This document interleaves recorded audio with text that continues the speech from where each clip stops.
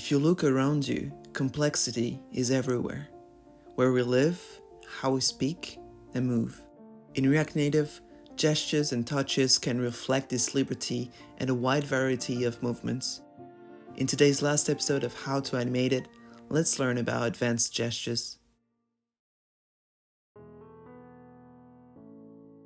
A common misconception about pan responders is that they're the only way to handle gestures in React Native. However, if you look at the documentation, it is using the same gesture handlers we've talked about in the previous episode. And I think this is why pan responders are usually more popular, since there are smart wrappers around the basic handlers you already know about. So what is great about them is that they're quite versatile for any gesture, especially when it comes to multi-touch. Although you can handle these with few gesture events, a pan responder reconciles several touches into a single gesture. In other words, it helps you to quickly play with multi-touch without too much hassle. What it does under the hood is creating the classic view gesture handlers that are enhanced with extra information on the gesture state, which is all computed on the go. If you wonder what extra information means, we can look at what they call a gesture state, which contains all of these computed properties based on multi-touches. Each state contains 4 different pieces of information. First, x0 and y0 that represent the original position of the first touch event, basically the one that started the gesture. Move x and y, which is the latest screen coordinates of the recently moved touch, meaning the location of the current touch on the screen. Dx and dy, which work just like move x and y but relative to the origin touch event, that is the distance between the origin point and the latest touch position. And finally, Vx and Vy, which is the current velocity of the gesture on both axes. This gesture state is created after a touch begins and is continually updated alongside the gesture. Now, one interesting question to ask ourselves is, how does a pan responder reconciles multi-touches? For example, if I have one touch on the left of my screen and another one on the opposite side, how do we compute all these properties? How does it know which touch position to use? For this, we need to dig into the code once again, and if we take move x and y for example, we see that it corresponds to what they called centroids. The way these centroids are computed is quite simple. It is just an average of all the touches on a given axis. So if we go back to my previous example, which is holding one touch on each side of the screen, our centroid on the x-axis will be the average of these 2 points, and then we'd get move x. Knowing this is great because you could even implement a different strategy to compute centroids based on a list of touches and have your own pan responder if you want. But I digress. Now that you know what's different with a pan responder and how it computes its gesture state, let's see the code. Since you know that a pan responder is merely a wrapper around a view responder event, it should be no surprise that the API looks very similar. Where we previously had different view props for this, pan responder is created separately, just like you would do for an animated value, keeping it in a reference. To get started, let's use the sample code that comes from the documentation and clean it a little bit.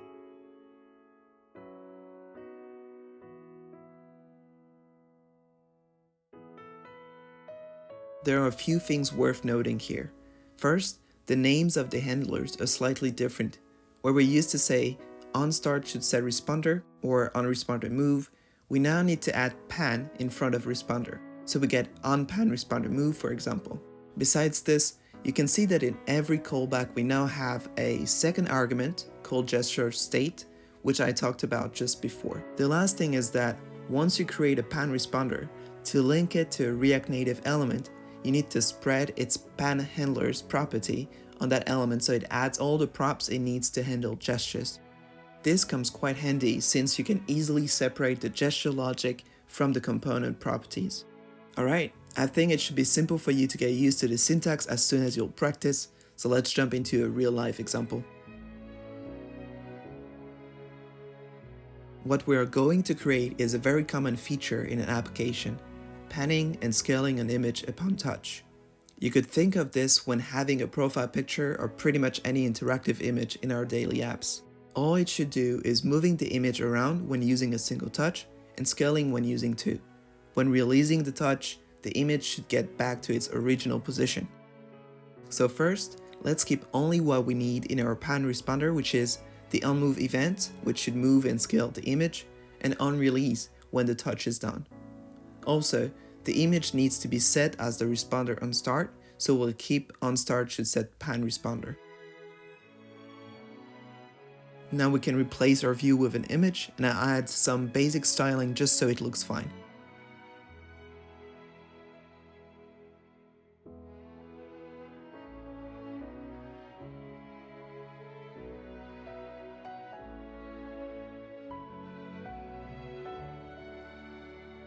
To quickly make this image movable, we'll need to keep our touch position in an animated value.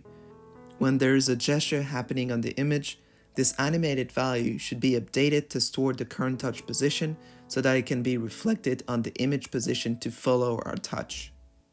I create an XY animated value for this because a position has both horizontal and vertical values, and I call it pan. Before we forget, we'll apply X and Y translations on the image based on the animated value.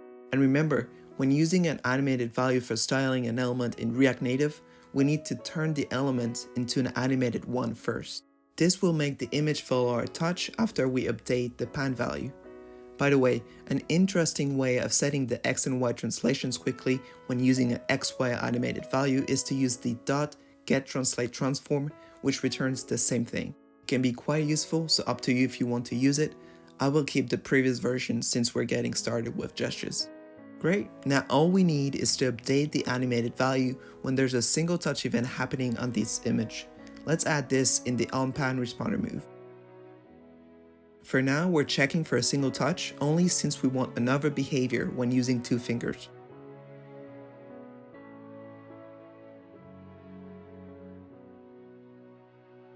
Also, I use dx and dy, which represent the distance between the origin and the current touch positions.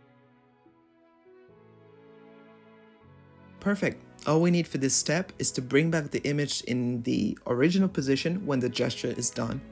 We can use the onPan responder release for this and run a spring animation on the pan value to send it back to 0. Halfway there, it pans now, but it doesn't scale, so let's add this.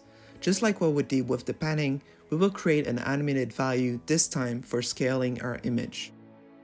It starts at 1 because it is the default value for an element to show in its original size.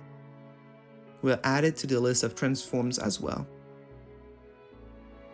We're almost there, so bear with me. The last missing piece here is the logic when it comes to multi-touch. When we have two fingers on the screen, we want to know what is the scale value at any point in time of the gesture. To do so, we'll compute the distance between our two touches. Based on the distance between the two fingers, it should either scale up when the distance increases or scale down when it decreases. I can get both touches from the even.changeTouches property that keeps a list of all the touch objects and descriptions at that moment.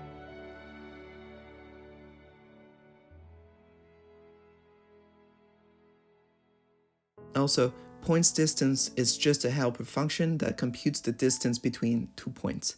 Page X and page Y represent the current X and Y values for a given touch.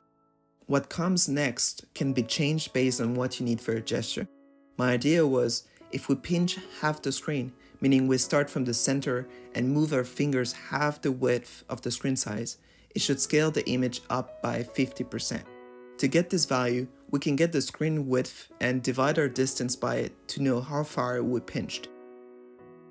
And we can now update our scale value using this by adding 1 to it, so if we pinch 50%, the scale value should be 1.5, the base value 1 plus the 0.5. Okay, it works. We can even increase the scaling effect by multiplying the screen moved percent value by, let's say, 3 times. Of course, as we did with the panning, we should go back to our initial scale when releasing the touch, so let's do this in parallel to the other spring animation.